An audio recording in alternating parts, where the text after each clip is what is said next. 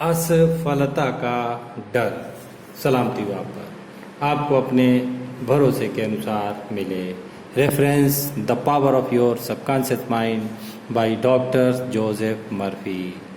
Students ने कहा, भूल जाता हूँ परीक्षा हॉल में, कुछ समझ नहीं आता है।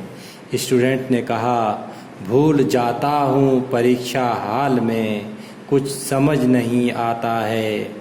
परीक्षा से पहले सब याद था, परीक्षा हॉल के बाहर आया तो सब याद आ जाता है।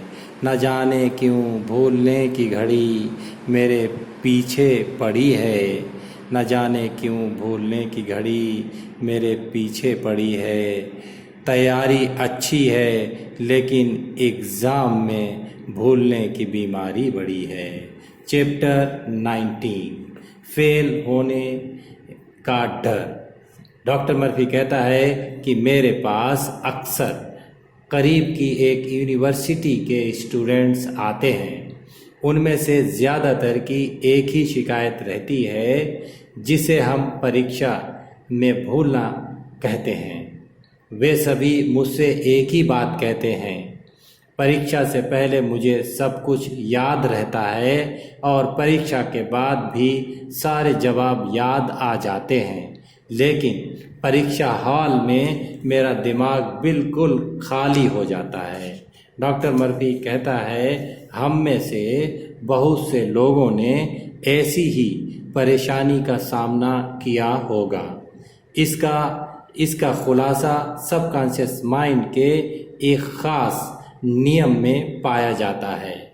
वही विचार जीवित होता है जिस पर हम सबसे ज़्यादा ध्यान सेंट्रलाइज करते हैं।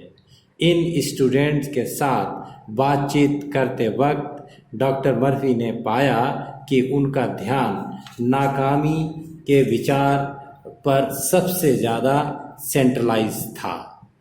नतीजतन उनका सबकॉन्शियस माइंड नाकामी को जीवित साकार कर देता है। फेलियर का डर अस्थायी भुलक्कड़ लाकर असफलता उत्पन्न कर देता है। डॉक्टर मर्फी कहता है, शीला ए अपनी क्लास की बहुत काबिल मेडिकल स्टूडेंट थी, लेकिन जब भी वह कोई लिखित या ज़बानी परीक्षा देती थी तो उसके दिमाग में आसान सवालों के जवाब भी नहीं आ पाते थे। मैंने उसे इसका कारण समझाया। वह एग्ज़ाम के कई दिन पहले से नाकामी, असफलता और आशंका पर सोच रही थी और फिक्र कर रही थी। ये नकारात्मक विचार डर से प्रेरित हो गए। डॉक्टर मर्फी कहता है, डर के सशक्त भाव में लिपटे विचार सबकॉन्शियस माइंड में जीवित साकार होते हैं। दूसरे शब्दों में, यह लड़की अपने सबकॉन्शियस माइंड से जिद कर रही थी कि वह उसे फेल करवा दे, और सबकॉन्शियस माइंड ने ठीक यही काम किया। परीक्षा के दिन वह सब कुछ भूल गई। स्टूडेंट्स ने कहा, भूल जाता हूँ परीक्षा हॉल में, कुछ समझ नहीं आता है। परीक्षा से पहले सब याद था, परीक्षा हॉल के बाहर आया तो सब याद आ जाता है। न जाने क्यों भूलने की घड़ी मेरे पीछे क्यों पड़ी है।